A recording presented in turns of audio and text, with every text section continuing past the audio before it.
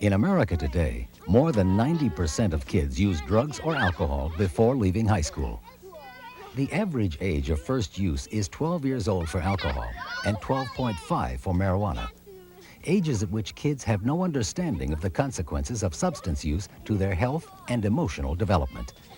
How could they, if their parents haven't talked about it? Parents have to talk about it, and the sooner they start, the better.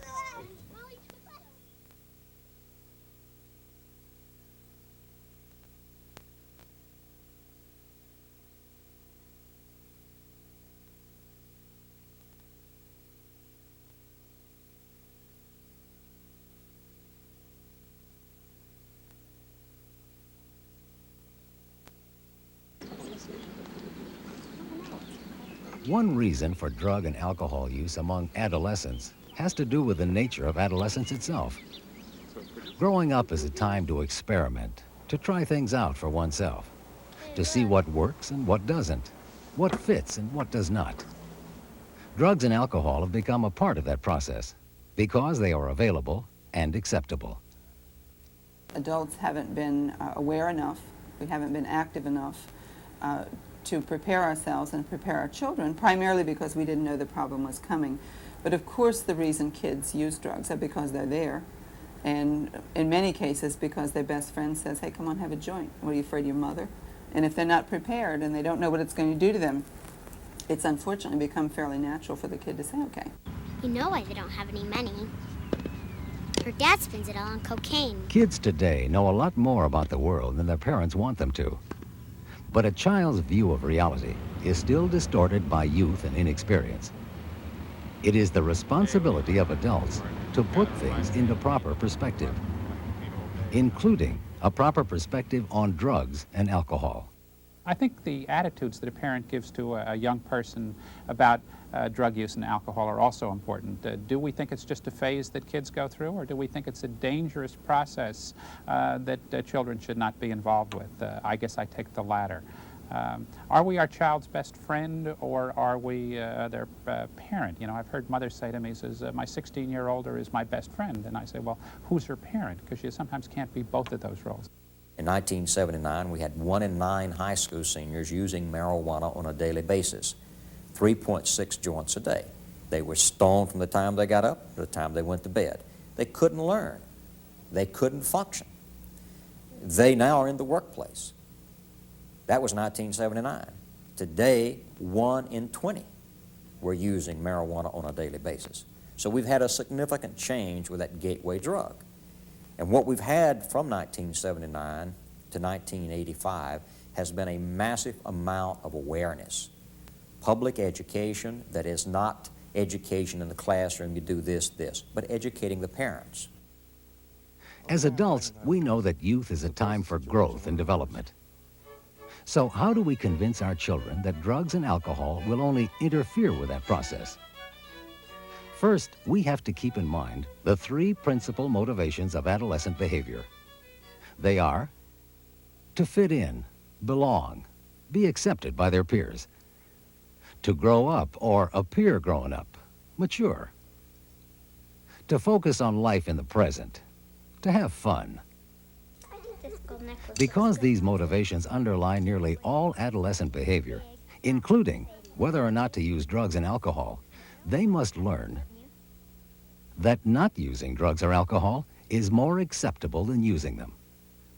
That instead of demonstrating maturity, drug and alcohol use by adolescents demonstrates a lack of awareness or concern for personal well-being, which is a major sign of immaturity. That though adolescence seems to be the most important part of a young person's life, it only lasts about 8 years and is, in fact, nature's way of preparing us for our lives as adults. And it is parents who must teach them. Is Judge going to have this year? Parent-child communication is often difficult because of the complexity of their respective roles. On the one hand, parents must establish their authority. But on the other, they must demonstrate a willingness to mitigate that authority as children grow and circumstances warrant. Children, for their part, must obey their parents, but need to establish their independence from them as well. Rigid control over a young child Johnny, Mommy wants you to come and eat your lunch. needs continuous restructuring as children mature and begin to develop their own ideas based on newly emerging identities. I like these, Mom. Oh, Shani, When exercising their authority, parents would do well to consider the issue. Is it really important? If so, to whom? The important thing is to communicate clearly and firmly from the parental point of view on a few essential important things. Nothing that will damage the health and safety of the child. And a parent needs to give no muddied double messages on that. No illegal activities, no drugs and alcohol, no dangerous driving. I mean, if it were swine flu or measles or any other kind of danger to their child, the parent wouldn't hesitate to be clear and communicate that in a very firm way. It's not easy as a parent to decide how intrusive you should be about setting limits of bedtimes and study and dress codes and what a child eats. And you want to draw the line somewhere so that when you release the child, he's able to make those decisions himself. I guess it's sort of like practicing medicine. You have to keep readjusting. You know, you don't make a final cut on any of those things. While parents need to set firm guidelines for their children, Hey, have you finished your homework? No. Back in the house. You know the rule. But they're shooting a movie scene over at Ashley's. Can I just go over there for 1 minute? a little flexibility makes the more frequent hard line easier for kids to appreciate and accept. How much homework do you have? Not much, promise. Just this once, then. All right. I don't know. I just feel out of it. Sometimes I feel like my friends like each other better than they like me. It's just your imagination. Everybody likes you.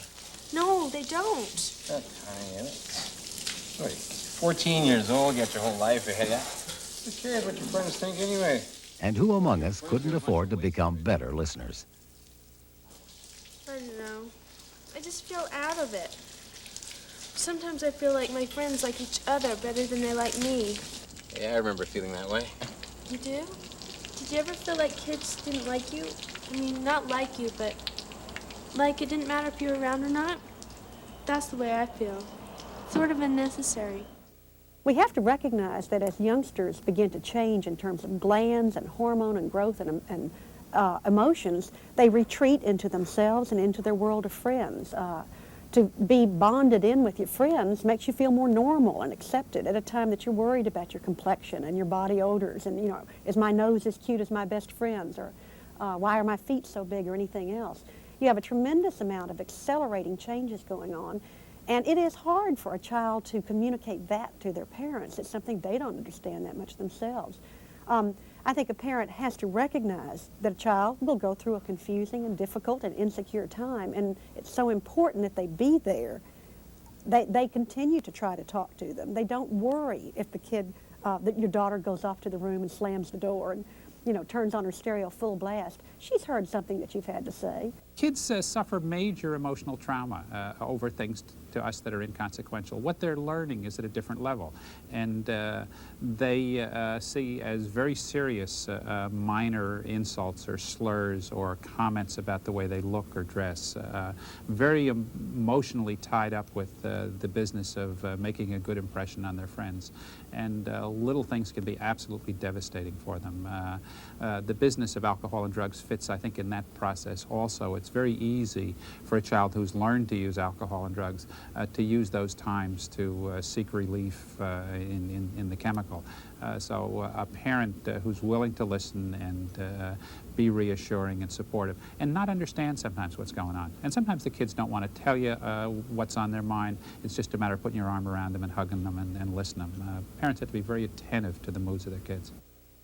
Because adolescence is a traumatic period, fraught with uncertainty and change, young people are subject to mood swings that can baffle adults. What are you doing watching TV? Get out in the kitchen and help your mother. But if standards of behavior have been firmly and fairly established, and children are not conforming, there is usually a reason, which a little digging can turn up. Hey, what's up?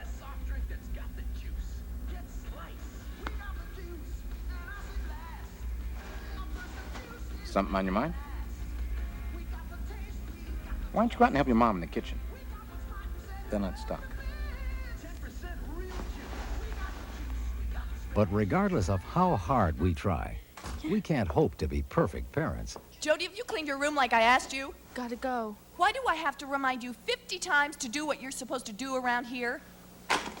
And in case you're interested, the stain didn't come out of my white blouse, which means you ruined it, and I'm just furious all over again. All parents make mistakes, lose control, overreact. Honey, come here. I'm sorry I was such a jerk. But we I can have use had the those right occasions mistake, as and I didn't opportunities to clean create a better understanding between our children and ourselves. Stand up straight. It's natural to make demands of our children. Why are you walking like that? When are you going to start your homework? But rather than nagging, Turn off that music. challenge them to be the best they can be. And then give them enough room to meet that challenge on their own.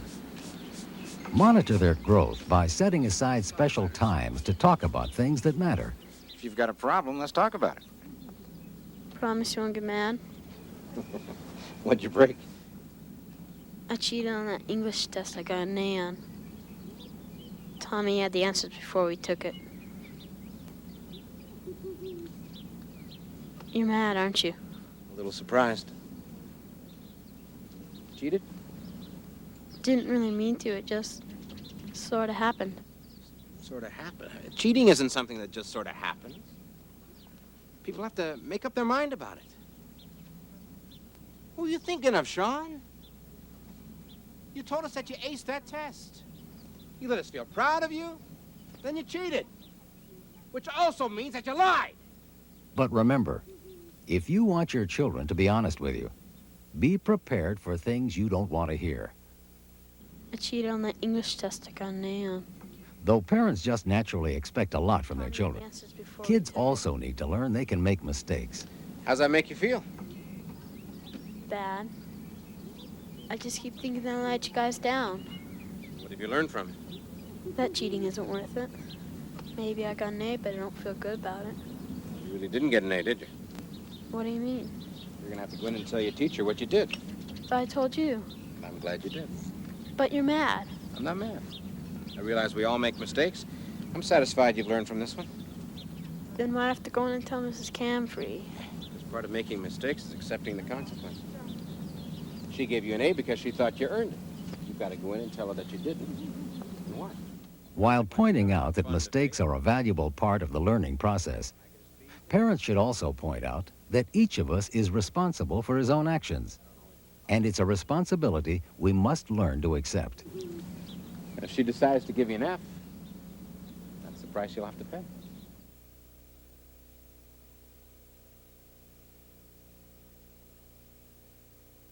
More than anything, I think parents have to understand it's not just enough to say no, because most parents do that fairly easily. They either say, now listen, don't do drugs or alcohol, or they assume that because of the family they are, their children understand that they shouldn't do drugs or alcohol.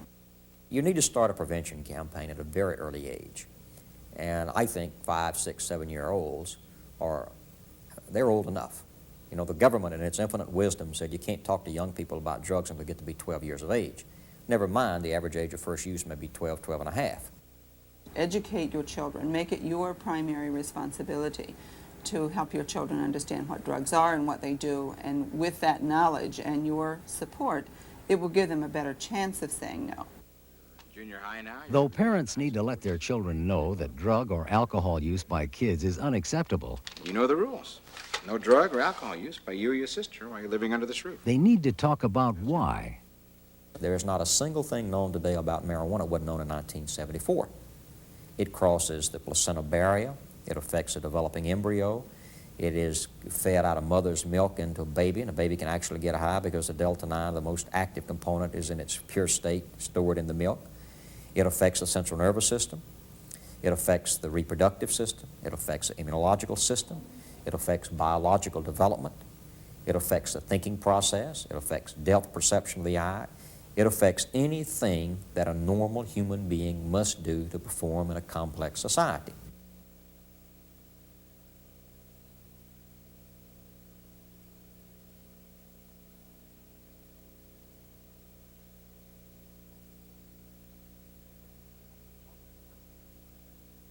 I guess most importantly, though, is what it does to the brain of a young person. It interferes with learning. It interferes with motivation. What I guess I'm most concerned about is the susceptibility of young children and teenagers to the risks of experimentation and easy pleasure, so that we see them first taking a drug for pleasure and then subsequently taking it to deal with problems. And adolescence is a problem-filled time. There's acne, and there are dating problems, and there are fathers that don't understand, and there's algebra. And then the drug itself begins to cause problems as they change friends and become truant and have trouble with school, and eventually become preoccupied with this feeling of pleasure. I guess that, for me, is the most disturbing. So what do you think being a kid is all about? Learning how to survive. That's right. But the key word is learning. And not just how to survive, but how to live a productive life. And make a lot of money. Yeah. Well, if that's one of your goals. But how are you going to make a lot of money? Somebody just going to give it to you? No, of course not. I mean, you have to have it together. You have to know how to think, you have to know how to deal with people, you have to know how to deal with problems. When are you going to learn all this stuff? No. Yeah, that's right. And that's why drugs and alcohol are so bad for you. Because you got to learn all this stuff when you're young. You can't learn when you're high.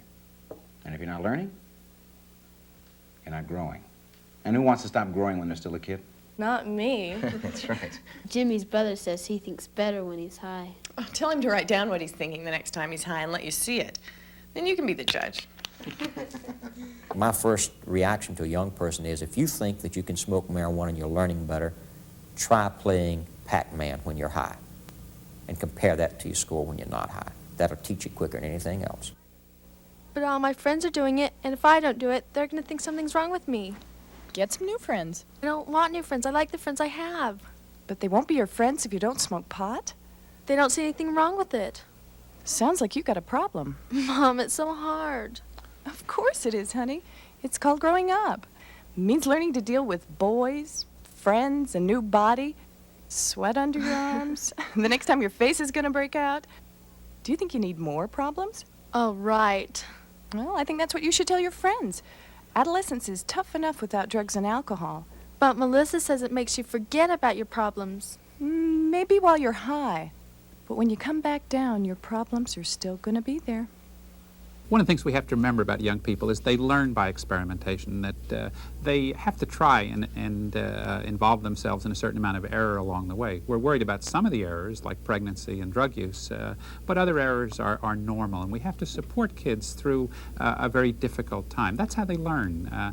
When they succeed and solve a problem, they grow and they feel good about themselves.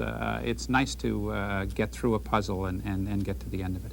The problem is that if you don't learn how to do it with what we consider trivial problems and what they consider major, is that when you're older and problems may indeed be more difficult to solve, you don't have any skills, you don't have any practice, you don't have any background to go on. So that we see a society of millions of young people between the ages of 20 and 40 that have never really had to cope or solve and continue to flounder along at a 13-year-old level of development. How's it going, Guy? I can't wait till I'm grown up so I don't have to do this stuff anymore. What is being grown up, do you think? Being your own person, making your own decisions. Being independent? Right. Okay, let me ask you a question. Since we've been talking a lot about drugs and alcohol lately, people who need drugs or alcohol to have fun or escape reality or deal with their problems, are they dependent or independent? Dependent.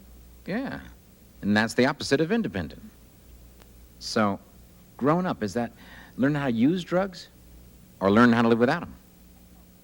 When I talk to parents at a prenatal visit before they have their baby, or other times, one of the questions I always like to ask is, what do you want your child to be when he or she grows up?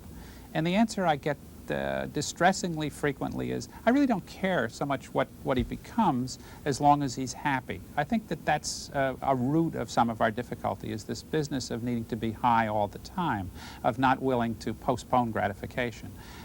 When you ask me what I want my children to be when they grow up, I want my children to feel good about themselves. I want them to live up to their potential. But a lot of adults drink. The law makes it a matter of individual choice for adults. There's a big difference between adults and adolescents. Like what?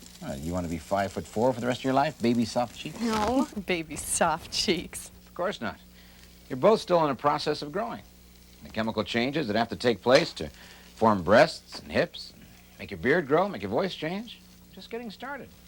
Do you think adding toxic chemicals like alcohol and that stuff that's in drugs is going to do you any good?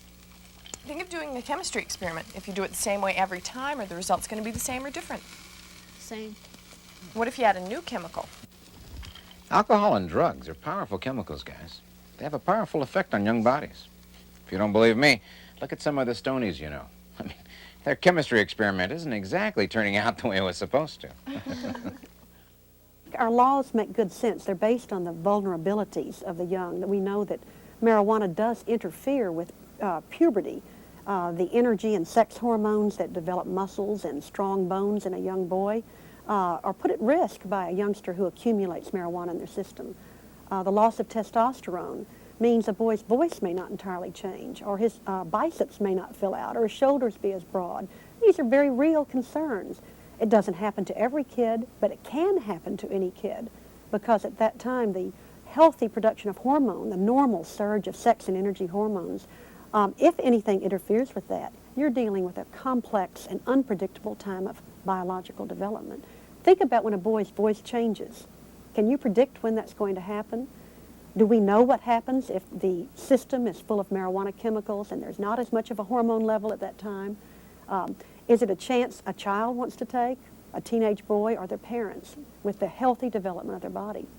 The younger you are when you begin using any drug, the more likely you are to become dependent on that drug, whether it's marijuana, whether it's alcohol, anything else. And when a parent tolerates a person, 14 or 15-year-old, that's drinking, they're asking for trouble. They're going to have it. There have always been things that adults can do that kids can't do. My 13-year-old would love to drive my car. He can't. And it's the same kind of thing. The family needs to be a benevolent dictatorship. Allowing kids to make choices in certain areas is fine, but there are no choices to be made with drugs and alcohol, in our opinion. They said I was a chicken. What'd you say? I told them I didn't want to get messed up. Sounds like a good answer to me. They said it won't mess me up. They said it'd make me feel good. Feel good about what? Just feel good. I think maybe your friends have feel good mixed up with get high. What's the difference? Getting high is artificial. Any fool can get high. Feeling good is real. It comes from within. Which is better? I don't know. All you have to do is look around. Who gets high? Who has a good time without getting high? Are they different kinds of people? Think about it every now and then. Then think about what kind of person you want to be.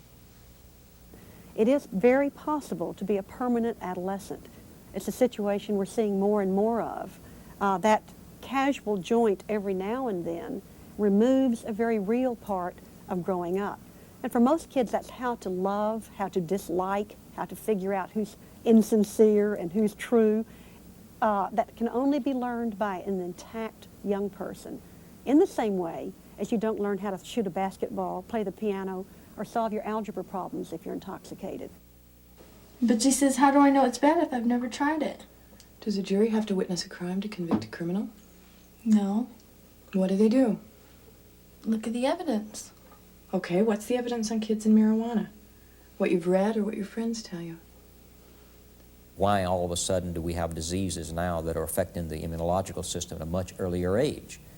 And I don't mean to scare people, but think about herpes and think about AIDS. When did we have the herpes and when did we have the AIDS?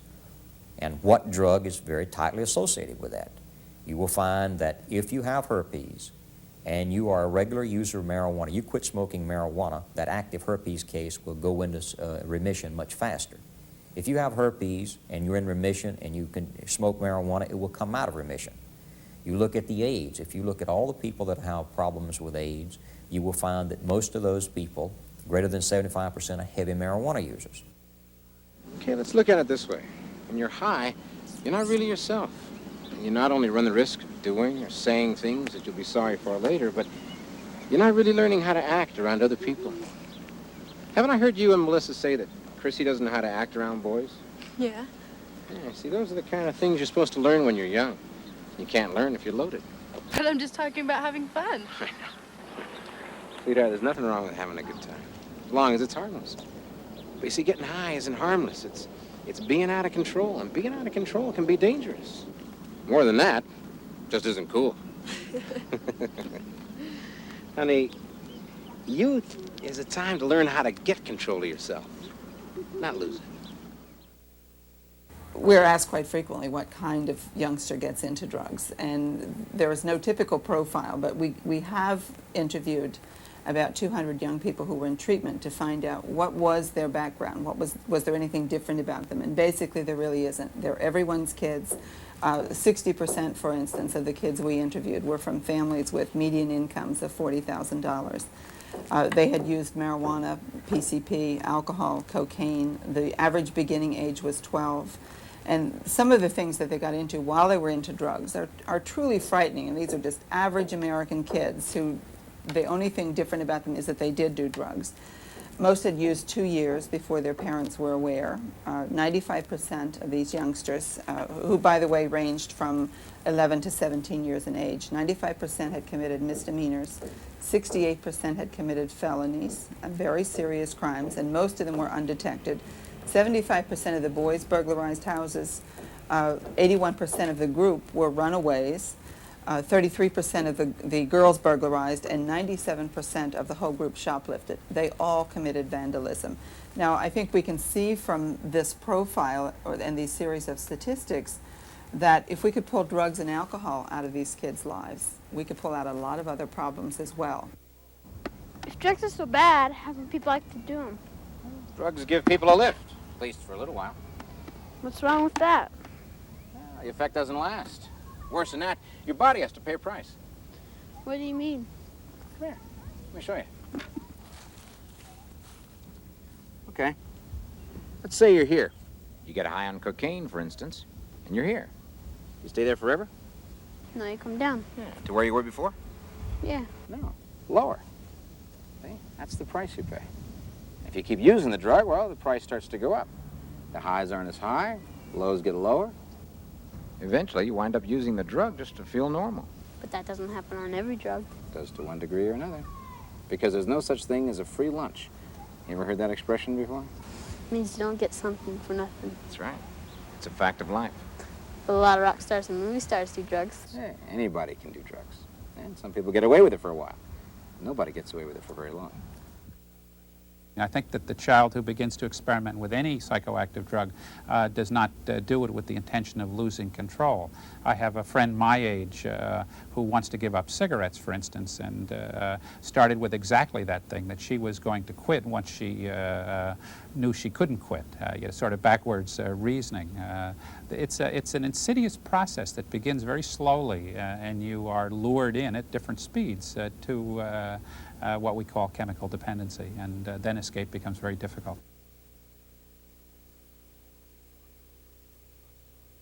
Talking to your kids honestly and often about the realities of drug or alcohol use can help shape proper attitudes at an early age. So you never had a beer before, huh? Teaching them how to say no to drugs and alcohol can provide them with the tools they need to have the courage of their convictions. Tell Mom, hey, what are you...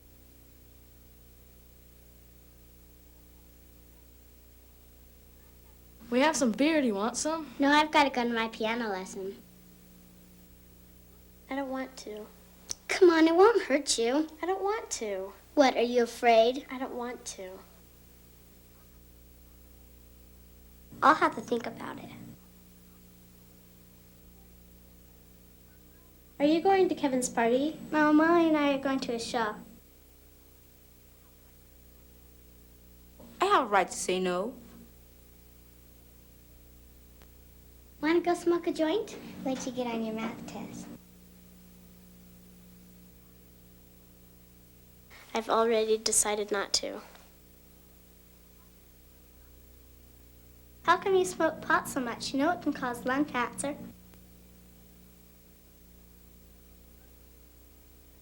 I think drugs are dumb. So do I. I think you're a chicken for doing it. But Kelly's mother lets her stay out until 12. Why can't I stay out until 12? Finally, Combat peer group influence by creating a peer group of your own. Mrs. Patterson, this is Julie Thomas, Jody's mother. The parents of your children's Listen, friends. I'm sorry to bother you, but I'm Parents can not only learn from one another, but working together, they have much greater influence than parents who try to do the job alone. Kids have peer pressure. Parents need to have peer pressure. So our bottom line message to parents is get yourself educated, pick up that telephone, and get together with the parents of your child's friendship circle. Know the kids, but more importantly, know the parents. Help them get educated and then set down some guidelines. A good peer group is a wonderful thing to help a person grow up straight and healthy and in the right direction. A bad peer group can take a youngster right down the tubes very easily. But parents need peer pressure too. They need peer support too. And I think particularly in the contemporary world where people are very isolated and fragmented, it's so important to build an extended family out of whatever's out there. That means out of the single parents of your daughter's or son's friends, out of divorced parents, out of intact couples, out of swingers or conservative parents. Recognize that if your children run around together and are exercising a peer pressure among themselves, then you as parents need to link up with those other parents and try to make some consistency, some firmness, be able to share time and energy, particularly for single parents. It's very hard to raise a teenager by yourself. Despite the best efforts of parents, teachers, and counselors, hundreds of thousands of kids get into trouble with drugs and alcohol each year because they are still available and acceptable. How does a parent know if his child is among them? Following are some of the signs: school tardiness, truancy, falling grades, declining motivation or energy or self-discipline, loss of interest in activities or hobbies, long or short-term forgetfulness, short attention span, irrational anger or hostility, irritability, sullen behavior, disappearance of money or valuables, changes in or evasiveness about friends, unhealthy appearance, bloodshot eyes, changes in dress or grooming, trouble with authorities, unusually large appetite, use of Visine or room deodorizers or incense, use of drug-related graphics and slogans, peculiar odors, butts, seeds, or leaves in ashtrays or pockets, display of drug paraphernalia. If you feel your child may be using drugs or alcohol, there are some excellent organizations from whom to get help. Among them, the National Federation of Parents for Drug-Free Youth,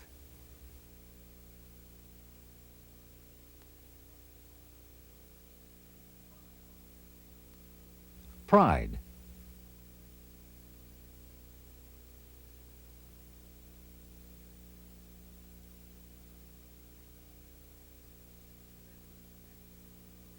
Families in Action,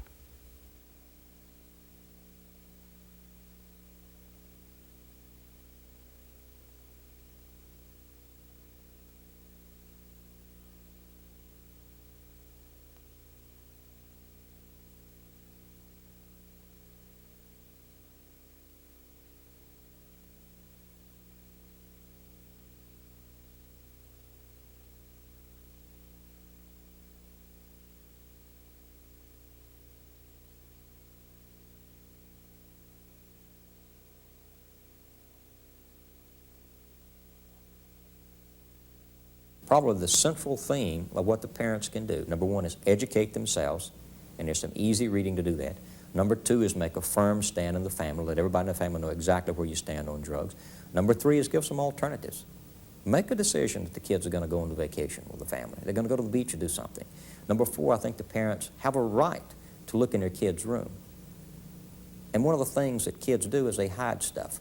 And if you see a Coca-Cola can or a Pepsi can or an Oilsome can that stays there in the windowsill, unscrew the bottom. Learn about the paraphernalia. You do these things, and I think you've got about a 95 or a better percent possibility of your child growing up, dealing with the problems of adolescence, without having to deal with the problems of adolescence and concomitantly deal with the problems of alcohol and drug abuse. Adolescent drug and alcohol use is a real problem and a national concern, but it can be overcome. Research has shown that the better informed young people are about drugs and alcohol and their effects, the more likely they are to avoid them. As a parent, you've just taken the first step toward being a source of that information. Keep going.